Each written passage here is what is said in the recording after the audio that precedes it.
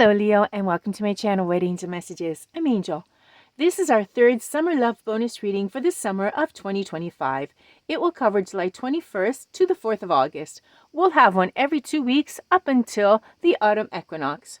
First, we'll take a look at the specific good days and not so good days for love. Then we'll get some messages from the tarots. And then lastly, we'll take a look at the oracle messages for those that are in a long-term commitment and want to freshen things up a bit, and for those that are single and looking for love. As always, keep in mind that if something should not resonate, just check with your other placements. The timestamps are down below in the description box. Okay, so let's start with Venus and Mars, our cosmic couples. Venus, the goddess of love, the goddess of beauty and love, which symbolizes sweetness and harmony.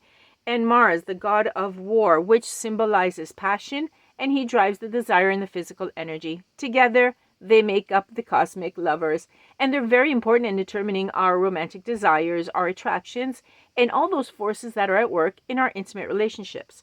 Let's start right off with the 21st, the first day of our reading, and I've decided to make it nice and yellow, as sort of like when you get to the intersection and you have the yellow light and you don't know should you go or should you not, because you see that day we have Venus green and Mars red. So I'm not going to tell you to go into the intersection. I'm not going to tell you not to go into it. Caution. Why? Let's take a look at the details. The moon is going to be in Gemini, and it's going to be in conjunction to Venus in Gemini, which means a great day to spend with female energies. Sweetness is favored. If you're single, you'll attract a lot of female company, so you can go and have fun.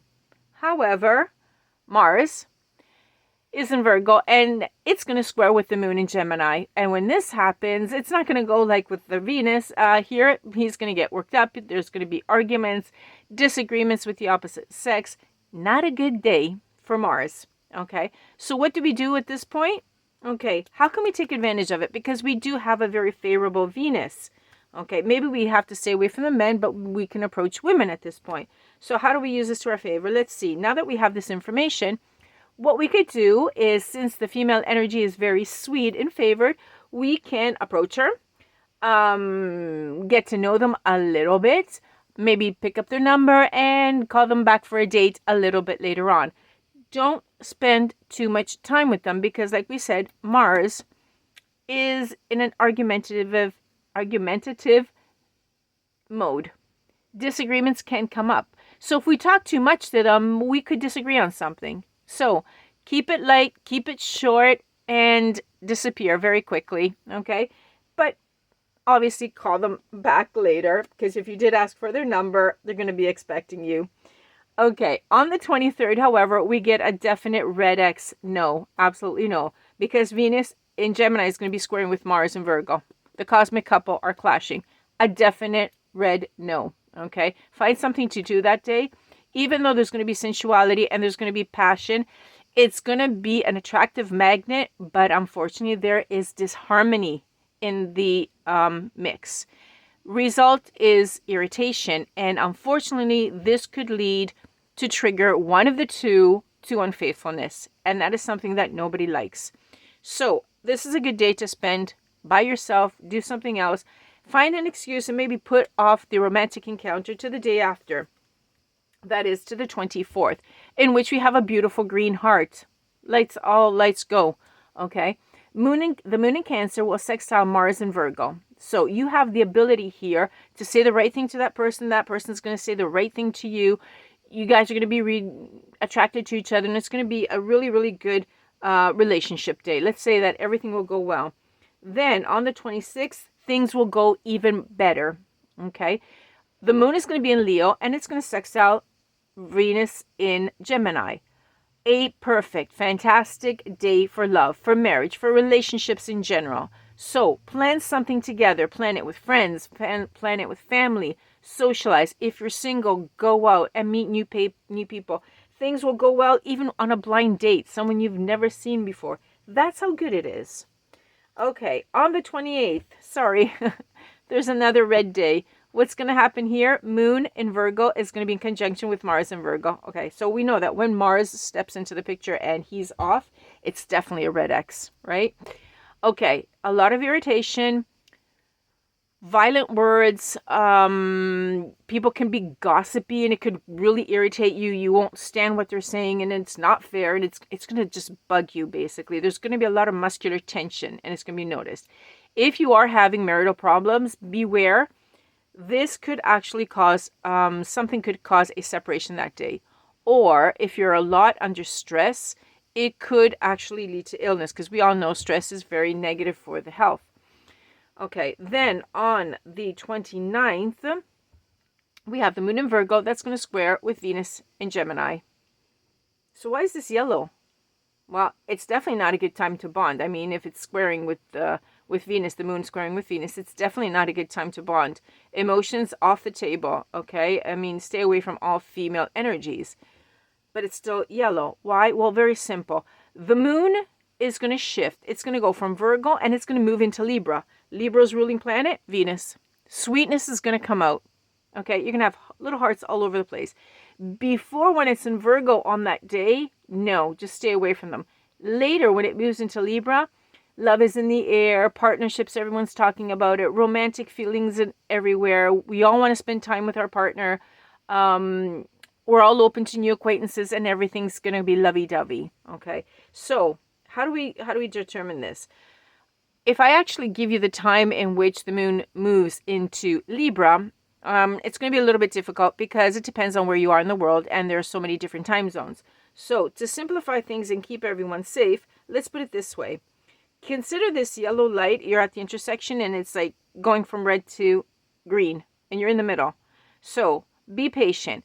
From 0000 midnight, okay, all the way up to, say, late afternoon, give it a red light. Just stay away from female energies in the morning and in the early afternoon, okay? Just to make sure everyone in the world is safe.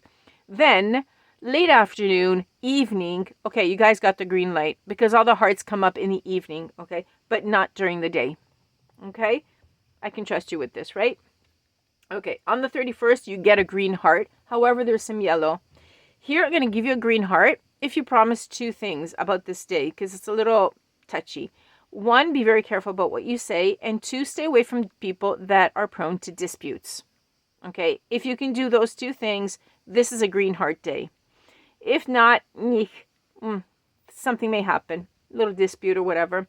You see, Venus is in Cancer. And when this happens, love is very sensitive. People feel this great need for affection. They will be caring towards other.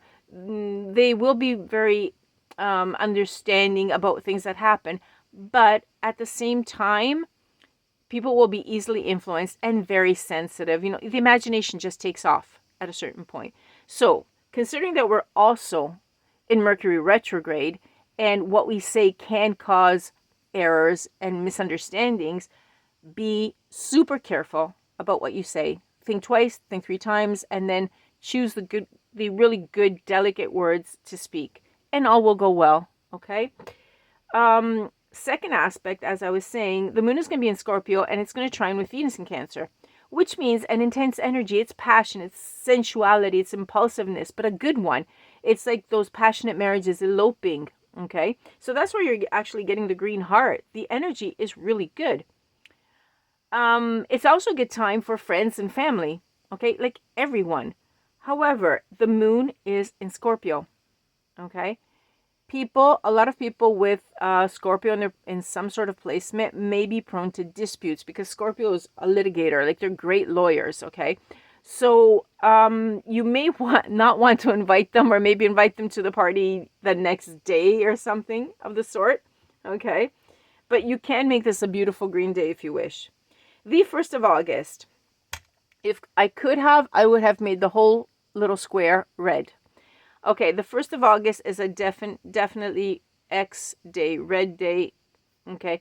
You're going to feel lonely. Whether you're in a relationship or whether you're married, you're going to feel lonely. And this loneliness could lead to sadness or even border on depression. It's not the energy you need for a romantic encounter, okay? It won't work because the energy you give off will determine what comes back. And love is not going to come back if you send out sadness, okay? But this is the actual mood that we're getting from Venus, okay? Because she's squaring with Saturn. At the same time, Venus in Cancer is also squaring with Neptune, which makes matters even worse. It's not a good day to sign contracts. Which contracts, you might think? Like, what's this got to do with love? Well, marriage contracts. This is definitely not a good day for marriage. Okay? It could also be a rent contract or a living together contract or agreement of some sort. Read the terms and the conditions very carefully, because someone may be hiding something from you. Okay? Like we said, if you saw the new moon in Leo video, I was talking about how this period with the new moon in Leo and the days that follow is not a good time to start something, but only to be reflective. And in fact, if you start off an affair, especially a secret affair, most likely it will be exposed. It'll come to light, and this is going to cause embarrassment in the future. Okay, so it's not a good idea to start it. Maybe you'd like to start it on the 3rd. Could be a better idea, because on the 3rd we have the moon in Scorpio, which is sextiling with Mars in Virgo. So here again we have one of those days where you never say the wrong thing. You say the right thing and the right words come out, and everything just flows like a beautiful soft wave. Okay, and love is great on that day. It's a really good relationship day.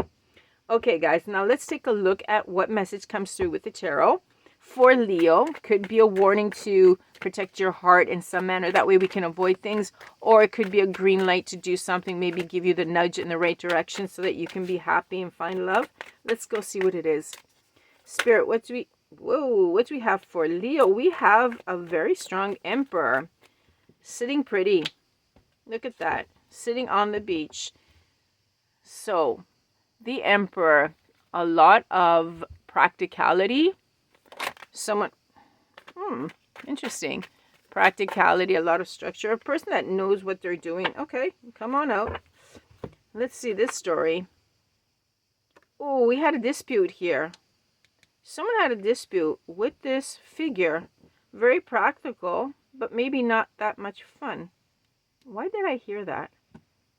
Leo, who is this person? Did you have a dispute with someone who was all work and no play? Could have been, because there is a dispute here. And in comes the Knight of Wands. Wow, what a change. Charming, hero, rebellious, hot-tempered, free spirit. Here they come on the beach, coming in for you. You're trading up. For someone, this is not for everyone, okay?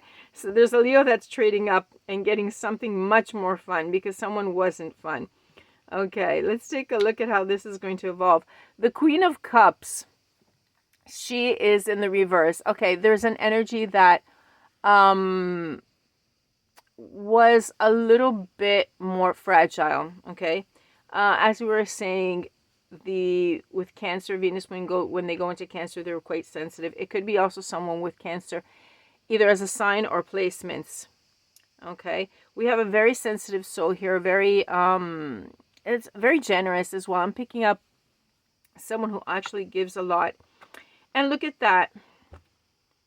Ace of Wands comes into the picture. Okay, inspiration. We have a new passion coming in. Definitely, yes, confirmed what I said. This is the new passion that is coming in for them. Okay, because Leo, you just said, no, that's enough. I don't like this. Okay, you're very generous, etc. And you deserve more. You deserve better. And you are getting someone new. Okay, it's like saying, okay, that's the end. Last stand. Okay, wow. Good for you, Leo. You finally, you really did find someone. I'm picking up there's like there's a lot of passion. Love, yes, and also passion in this. Let's take a look if there's anything else for you, Leo.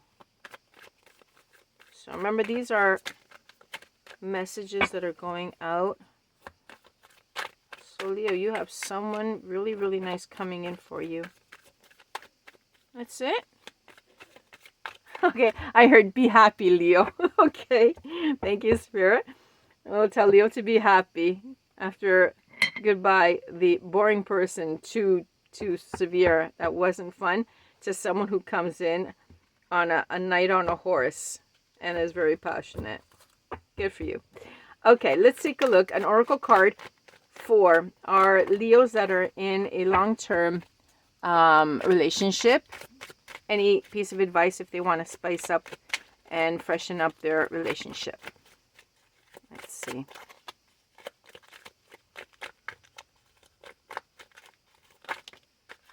Oh, change. Yeah, that's exactly what this Leo is doing. Changing. Definitely. Deeper changes may prompt a reassessment of the relationship.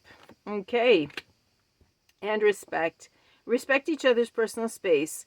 Rights and choices. Okay, because yes, Leo, you have the right to be happy. And if you want to take some space, make some space, you have the right to do so. No one can judge you, of course. Okay, now for our singles out there, piece of advice for those that are looking for love. Wow, 2. Generous. For Leos, are very generous.